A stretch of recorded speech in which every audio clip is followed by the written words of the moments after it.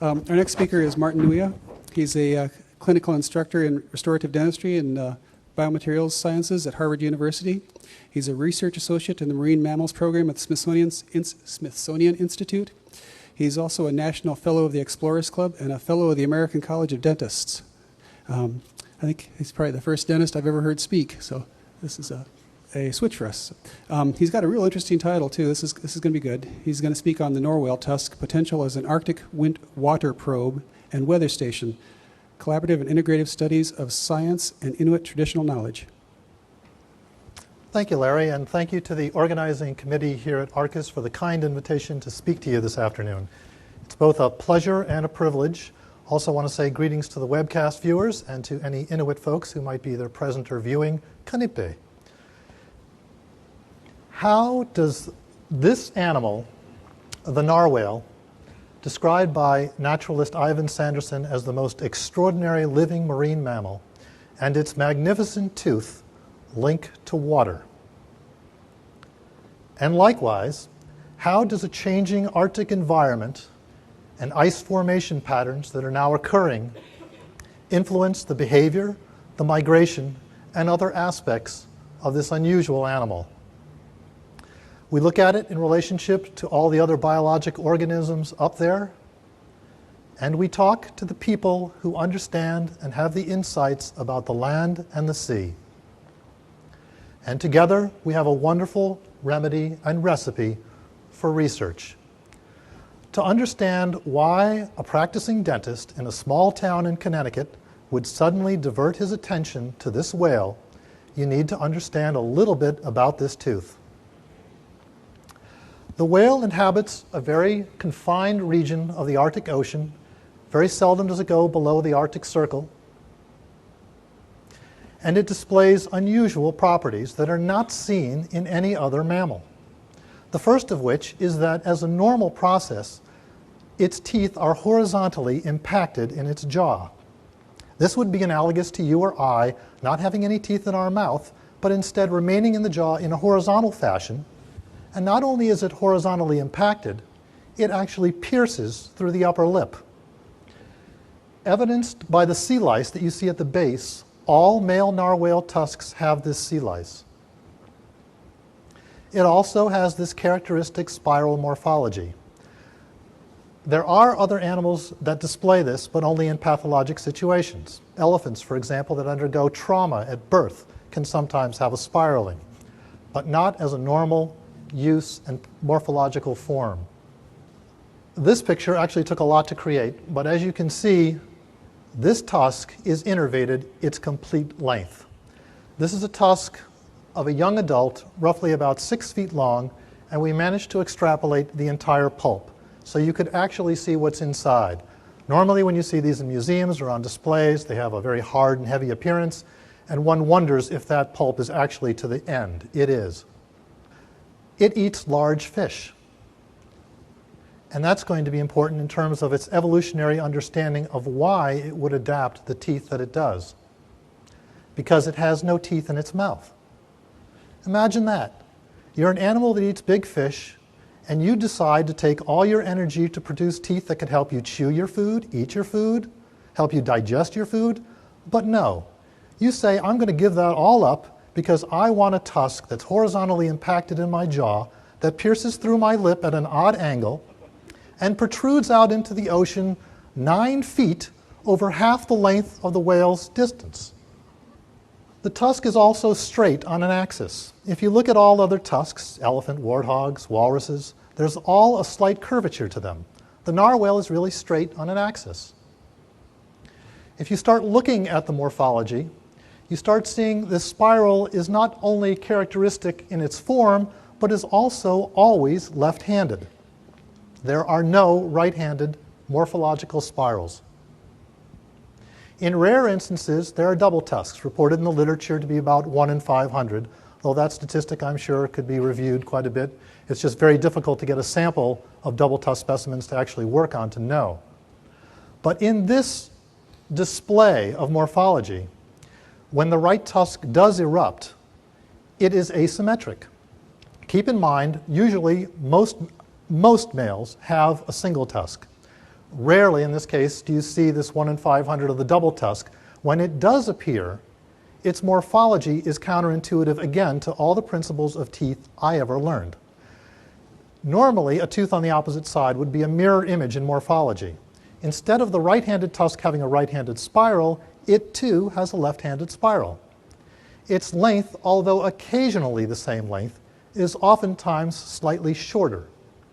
In the female, the two tusks usually remain embedded, although, depending upon literature sightings, again, about 10 to 15% may display a tusk. This, again, is the double tusk, so you can see some of the spiraling. This was work done with a company called Steinbichler Optotechnik. I took 3 samples from the Smithsonian, brought them up to a facility in Michigan, and had laser surface scans so we can start doing mathematical analysis of the spiral. It also has a characteristic display of tusking. And depending upon who you read in the literature, it has been described as everything from aggressiveness to a very soft and passive kind of display, almost intimate. I prefer the latter, and from the work that we've done that we'll talk about a little bit later with traditional knowledge, all the Inuit that we interviewed also remarked that they had never really seen aggressive behavior between tusking. Well, the evolutionary picture sure doesn't help us. That's a picture of all the odontocetes, all the toothed whales. And there's one that certainly doesn't fit the picture. I had to do it to scale on the bottom because it wouldn't even fit in proportion on the scale. But as you can see, it bears no resemblance to any teeth out there in whales. Its closest analogous whale, the beluga, has completely different morphology, both in terms of its anatomy and in terms of its microanatomy that we'll also talk about in just a bit. This was the only hypothesized link to the narwhal. And I say hypothesized because no one has really done any studies. We have also begun a collaborating study to investigate this animal. It comes from the Pliocene area, about 550 million years ago. To understand a little bit about dentin, we need to probably have an evolutionary picture. It started at about the existence in the late Cambrian period, which is about 510 million years old, and really started as an exoskeleton component. It wasn't in the characteristic tooth form that we know. But that skeleton and that component was responsible for temperature and pressure, although pressure was a little bit less of a variable, and tactile sensation. And it also had the ability to detect osmotic gradients. We have been granted, over about a 2-year period from Smithsonian Review, a small piece of this whale. And we have taken it over to do the microanatomy that we did on the narwhal tusk to see if there is homologous microanatomy, and I can tell you as a preliminary basis, there is. The first work we did was using electron microscopy, scanning electron microscopy, and regular EM, and we looked at freshly harvested tissue. The difference between this study and other studies that have been done prior to this is that we worked with the fresh tissue. This was an insight that a group of collaborators and myself decided to sit down and actually plan, as we felt that a tooth that was so intimately associated with the water should be preserved in its natural state. That finding and that observation turned out to be quite insightful, because what we discovered on the inside surface of these tusks were tubules. On the outside, it doesn't look very dramatic. This is at about 100 magnification. Don't see much exciting there.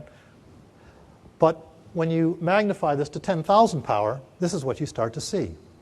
This is on the surface, and this despite the fact that there are diatoms, algae, all kinds of little microorganisms growing on the surface of this, that these tubules remain open to its surface. This is extraordinary. Most mammals, in fact, I don't know of any other, nor do any of our collaborators know of any other, that have this as normal circumstance. In pathological circumstance in other mammals, it can exist. For those of you who ever have had receding gums and a cold ice cream, you know this personally. If you back off a little bit, this is about 2500 magnification, you can see how many of these tubules there are. Extrapolated over a distance of a 9-foot tusk, there are approximately 10 million of these connections. These are patterned all the way through from the surface to the inner pulpal wall. In terms of their diameter, they're about 0.4 microns. Ours, by comparison, are about 4 microns. They vary in diameter, but don't really get much above 1 micron. To do a three-dimensional model of this is extremely difficult. We have to undergo tremendous pressure because we thought, well, first it'd be nice to inject a dye and then see if we could put it under pressure to get into the tubules. But because the tubules are so small and it requires such an extraordinary amount of pressure, we can't do this kind of a study. We know it exists from repeated sections of the tusk, but to show this to other scientific collaborators not familiar with the science, it's a very difficult job to do a three-dimensional model. What we started doing was having collaborators at the National Institute of Health who have a micro CAT scan that has a resolution of approximately 6 microns. And to create this, most of them on the micro CT level are about 12 to 13.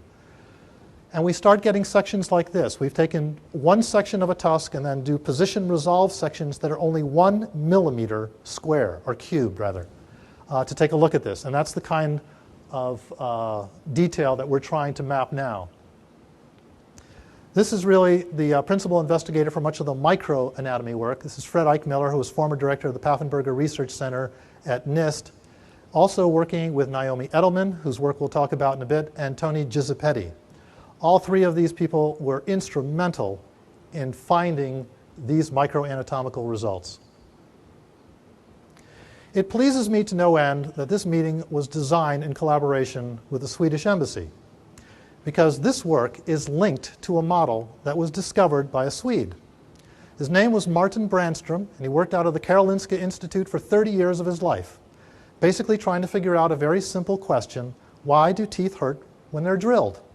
And you would think about a week's research funding would solve that problem, but Branstrom had to take about 30 years of his life, and to this day it's a theory, it's not a held fact. But his theory holds that as dentin is formed, you have a process that emerges from the pulp, and as that process recedes to form the dentin, it leaves behind a tubule tract. In most mammals, that occludes nearly at its surface and oftentimes halfway into the dentin. In the narwhal, it doesn't occlude at all. In fact, it defies that principle by not only getting to the surface of the dentin, but somehow miraculously going through the cementum layer, which we have not seen, nor have any of the collaborators seen, in any other tooth. Inside this tubule is a fluid called interstitial fluid, which is remarkably similar in its components and constituents to blood plasma. For those of you who know, blood plasma is remarkably similar to seawater. What a wonderful and marvelous mechanism. You have a tubule to balance your two environments, your blood and the water that you're trying to know something about. The other study that we did was take position-resolved sections of the tusk and look them under a technique called Fourier transform infrared fluorescence microspectroscopy, a word that I suggest you not learn how to say, but in terms of what it does, we take different wavelengths of infrared light, we bounce them against crystals inside this tooth and inside this material to find out different structural and chemical components. What we were particularly interested in was mineral to collagen ratios. And what we found was another extraordinary feature, that this tooth was basically built inside out. All other teeth that we've examined get typically hard on the outside surface and get softer in mineral component as you get closer to the pulp. The narwhal is built entirely backwards. Its softest component, its highest collagen component, is on the outer surface, and its inner core directly around the pulp is its hardest and most dense. To understand this a little bit better, we did physical properties, shown here, and again extrapolated that over a 9-foot distance, this tusk had the ability to flex in all directions 1 foot. But you didn't have to tell this guy. This is Cornelius Neutarak. And I would now like to give you a quote by Albert Einstein, who had some wonderful quotes, but this was one of my favorites. He said, "The things that count most in life can't be counted." That's no longer true in terms of some of the way that investigation and incorporation have probably been done, but we have got an international polar year that has brought social science to the world stage, and cheers for the people who've done that. For once, we have a formal acknowledgement that hand in hand traditional knowledge can work with science to gain insights and gain a better perspective. So about 4 years ago, I began a traditional knowledge component to this study, and basically went to high Arctic communities in both Greenland and Baffin Island, 6 communities in northwestern Greenland, and 6 communities in northeastern Baffin Island, to talk to the people who probably know this whale the best. These are some of their faces.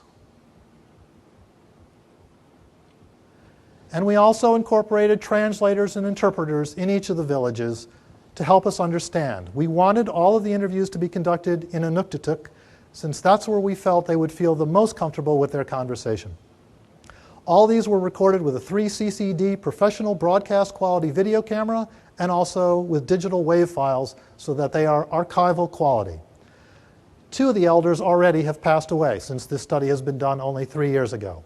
Most of the elders are over the age of 70. We have a few in their 80s. Started with a sample questionnaire that has evolved over about a 4-year period and has been a very interesting process, because all the questions that you think are wonderful and will give you the best answers, you find out when you get to the field maybe don't work so well. All of a sudden you get a big smile from the person you're interviewing. Sometimes they laugh and you don't know what's going on. And then you go back and you say, you know, I better rethink my question a little bit. But you start getting insights in very unexpected way.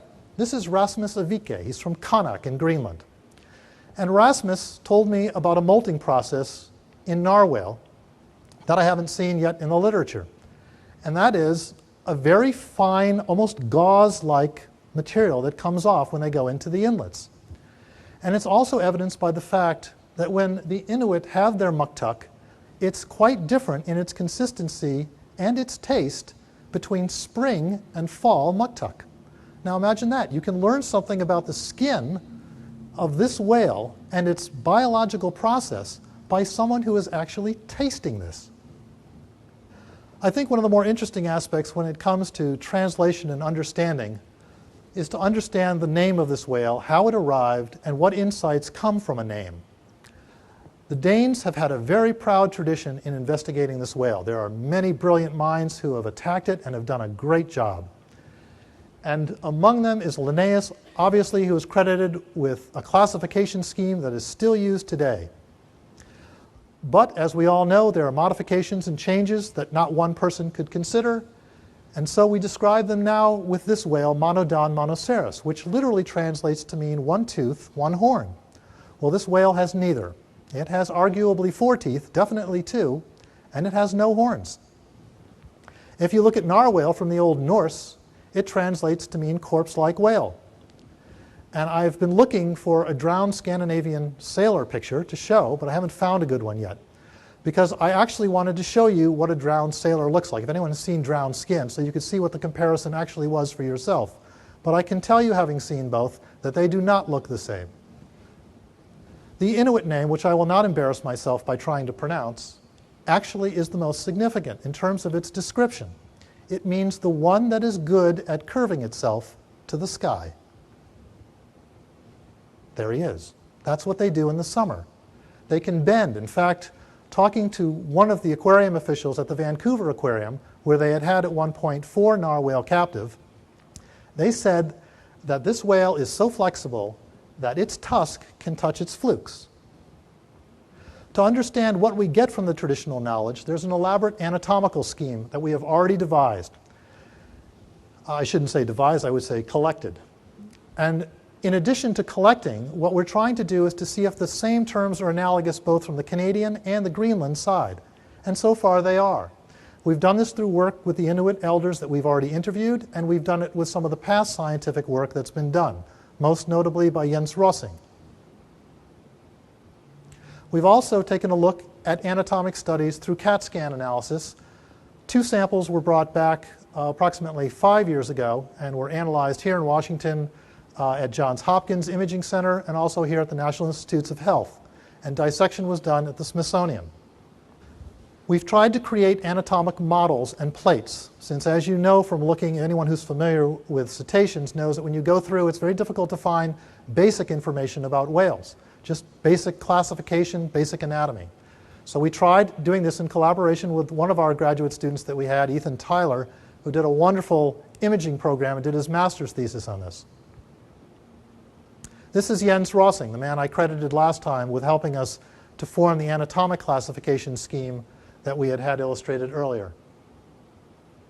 Give you another illustration. When I first arrived at the Smithsonian, they had a double tusk specimen that came in, and they said, you know, we think this is a female because we've read a few papers that talk about this. And they said, what do you think? And I said, I don't know, but I can let you know your answer in maybe a couple of years. And I came back a couple of years later, and I said, it's a male.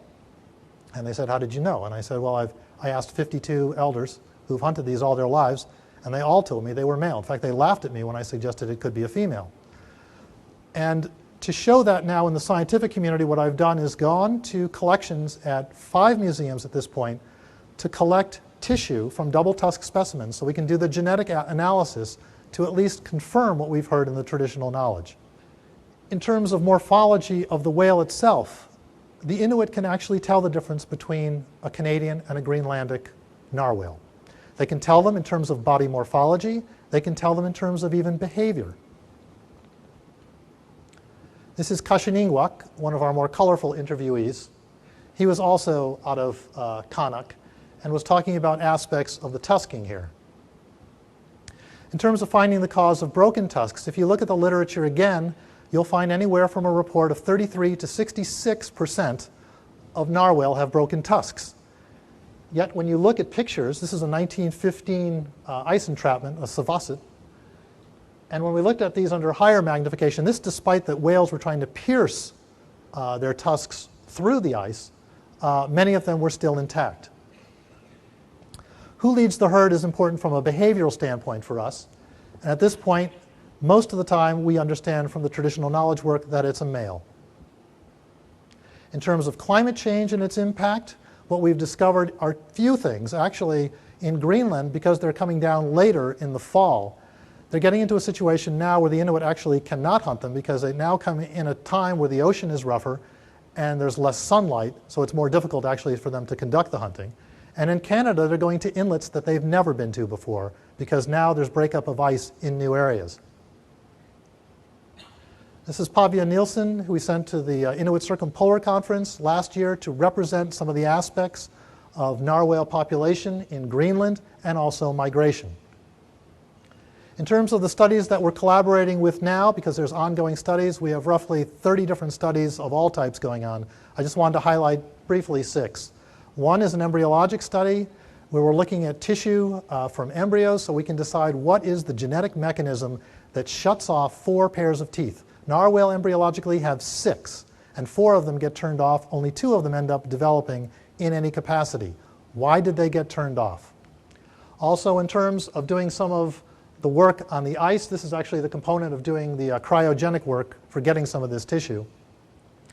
Also doing isotope analysis with a collaborator, Francis Thackeray, out of the Transvaal Museum, looking at different components of the dentin in correlation with its environment at that particular time, and also doing ring counts, which sounded like an easy job till we started illuminating light through thin sections. It's not so easy to count rings.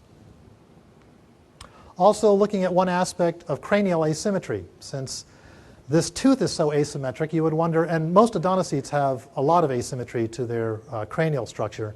And interestingly enough, so far after looking at 4 museum specimens, I've discovered that the whale with the least amount of cranial asymmetry is the one with the most amount of tooth asymmetry, which again is counterintuitive.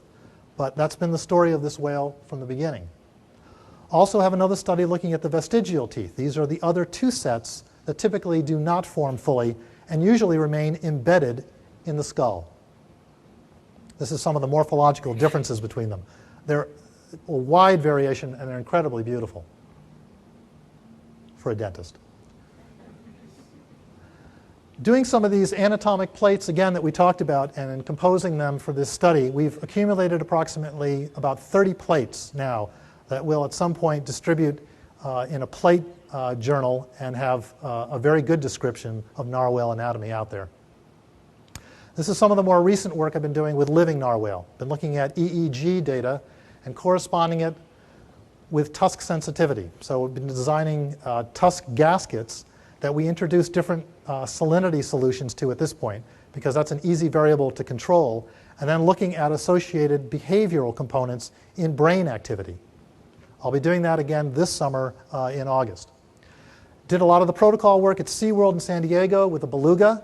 Obviously, I couldn't do it on a tooth, so I was doing photostimulation actually with the beluga at the same time. It's a whale that has incorporated itself into every aspect of Inuit culture. This is more than just something they hunt. It's something more than what they feed and use as food and nourishment. It is heralded amongst the Inuit. It is the most important creature, and it is in every aspect of their knowledge and understanding. This is from the Inuit legend. If any of you are curious later, I'll tell you, but it's a fairly long story that we don't have time for today. It is a whale that is unusual, it is extraordinary, it is unique. Thank you very much.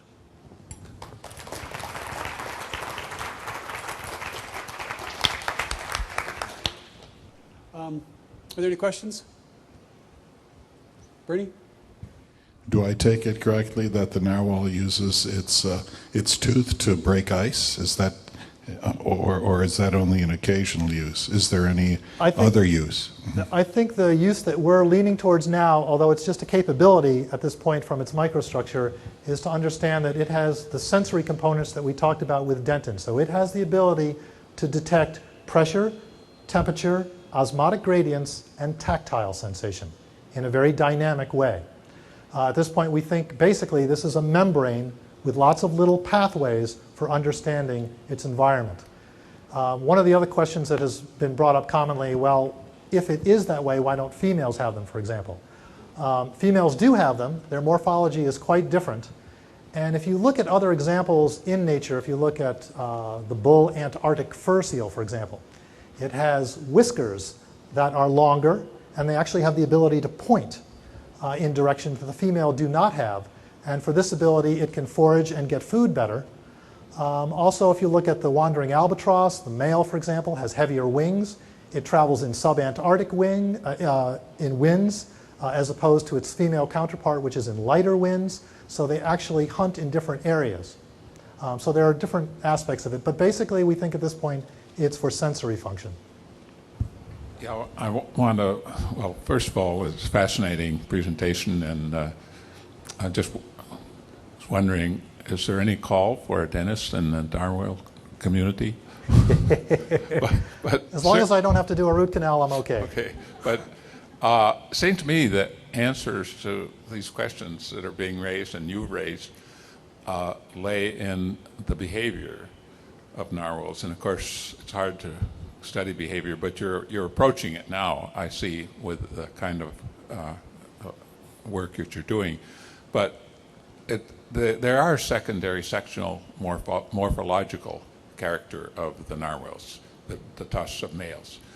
So it has to be tied to breeding and success in breeding. And so, you know, do the indigenous people have any tales about how males may be able to determine whether a female is coming into estrus, and possibly the tusk is playing a role in that? Yeah, I think that's a very good question, and I agree with you. I think because of the evolutionary question, I actually fielded this to a graduate evolutionary class in California. I was sitting next to an instructor, and they said, we'd be happy to do this. And through a lot of analysis of all the information we had, they came to the same conclusion that somehow it makes the male sexier for some reason. They get there sooner. They know when the female is active. In terms of the Inuit traditional knowledge, they do not have that kind of insight, at least that I have found to this date. In terms of the science, there has been work in terms of the migration studies, for example, that show a more linear path to how males work as opposed to females. So it's possible, for example, that males know the place where that's going to happen and can get there first. That's why we were interested in aspects of like who leads the herd. You know, do the males know where they're going first? Do females kind of follow this? Is this like the white-tailed deer story, you know, where the male does something and or actually the male doesn't do it. He actually kicks the female in front to do some work, actually. And they've talked about that with traditional knowledge, because I talked to two elders who said narwhal have slaves. And I haven't heard this consistently, so I don't know, if there's any truth to it or where it comes from. But the ones I have heard are reliable, and they say actually what they do is when they get to an area where the ice has opened up quite a way, even though the males have gotten there first, they kick the female up and say, let us know if it's okay, and then we'll come up. And typically what happens in the hunt is when the hunters are waiting, and the females always will come up first, they'll say, just, we'll wait. And they know the order, because typically then a smaller tusk whale will come up, and the big guy doesn't come up till the end. But from what I've heard, that's exactly opposite when they come into the inlets, that the male actually leads them in, and then everything is decided then after when they get into the inlet. But a lot of this, at this point, I think is speculation.